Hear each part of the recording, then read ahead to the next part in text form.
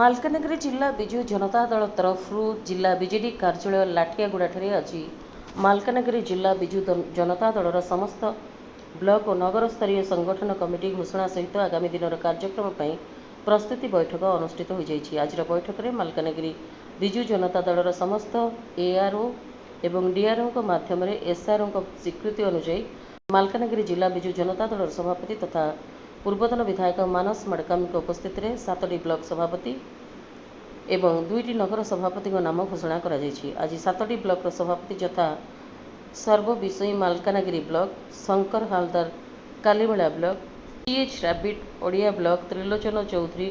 କରୁକୋଣ୍ଡା block, Sadhu Antal Khairput block, Sadashiv Pujari Mathili block, Ramchandra ଗଲେଲ Chitrakonda block ଏବଂ ପୌର ପରିଷଦ ସଭାପତି ହେଲେ ଡି ବାଲାରାଜୁ ଏବଂ ବାଲିମେଳା ଏନ୍ଏସିର ସଭାପତି ହେଲେ ରାଜେନ୍ଦ୍ର କୁଲଦୀପ ପ୍ରମୁଖ। 7ଟି ବ୍ଲକ ଏବଂ 2ଟି ନଗରର 50ରୁ ଊର୍ଦ୍ଧ୍ୱ ଲେଖାଏଁ ସକ୍ରିୟ କର୍ମକର୍ତ୍ତାଙ୍କ ଉପସ୍ଥିତିରେ ସଭାପତିମାନଙ୍କ ନାମ ଘୋଷଣା କରିବା ସହ ସମସ୍ତ ସଭାପତିଙ୍କୁ ସ୍ୱାଗତ ସମ୍ବର୍ଦ୍ଧନା ଜ୍ଞାପନ କରାଗଲା ଏବଂ ଆଗାମୀ ଦିନରେ ସଂଗଠନ ମଜବୁତ କରିବା ପାଇଁ ନୂତନ ଭାବରେ ଖସଡ଼ା ପ୍ରସ୍ତୁତ କରାଗଲା। ଆଗାମୀ ଦିନରେ ପଞ୍ଚାୟତ ସ୍ତରରେ ବିଜୁ ଜନତା ଦଳ ପହଞ୍ଚି କିପରି ସଂଗଠନକୁ ମଜବୁତ କରିବା ସହିତ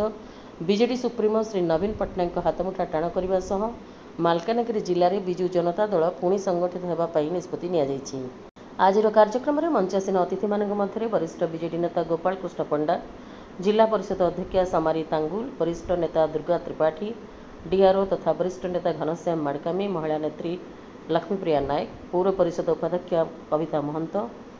ଏଆରଓ ପ୍ରଶାନ୍ତ କୁମାର ସଗରିଆ, ଜିଲ୍ଲା ପରିଷଦ ସଭ୍ୟ ହିରଣ୍ୟ ମୁଦୁଲି, ମେକା ସରପଞ୍ଚ ରଞ୍ଜିତା ପୂଜାରୀ, ଧୁଙ୍ଗିଆ ଫୁଟ ସରପଞ୍ଚ ମଧୁସୂଦନ ନାୟକ, ମାଥିଲି ବ୍ଲକ ସରପଞ୍ଚ ସଂଘ ସଭାପତି କାନାମ ରାଜୁ ନାୟକ, ନାୟକଗୁଡ଼ା ସରପଞ୍ଚ ଲକ୍ଷ୍ମୀଧର ବାକା, ଜିଲ୍ଲା ପରିଷଦ କୋରୁକୋଣ୍ଡା ମହିଳା ନେତ୍ରୀ ପ୍ରଶାନ୍ତିଲତା ବିଶୋଇ, ଜିଲ୍ଲା ପରିଷଦ ସଭ୍ୟ ବଳି ମାଝୀ ଖଇରାପୁଟ, ଜିଲ୍ଲା ପରିଷଦ ସଭ୍ୟା ସସ୍ମିତା ମାଝୀ ମାଥିଲି, ଶମ୍ଭୁ ବାଗଚି, ପ୍ରଫୁଲ୍ଲ ପଣ୍ଡା ପ୍ରମୁଖଙ୍କ ସହ ରୁଦ୍ର ପାତ୍ର, ଯୁବ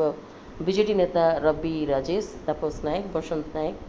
ଗୋପୀ ପାଙ୍ଗି, ଅନୁପ ମିସ୍ତ୍ରୀ, ଟୁକୁଲୁ ପ୍ରଧାନ, ଶରତ ଚନ୍ଦ୍ର ବିଶ୍ୱାଳ, ସତ୍ୟ ପାଣିଗ୍ରାହୀ, ଉମାଶଙ୍କର ସାହୁ, ସୁଜୟ ମିସ୍ତ୍ରୀ ପ୍ରମୁଖ ଉପସ୍ଥିତ ଥିଲେ। ମାଲକାନଗିରି ଜିଲ୍ଲାରୁ ପ୍ରଶାନ୍ତ କୁମାର ସାଗରିଆଙ୍କ ରିପୋର୍ଟ, ପ୍ରାଇମ୍ ଟିଭି ଓଡ଼ିଆ।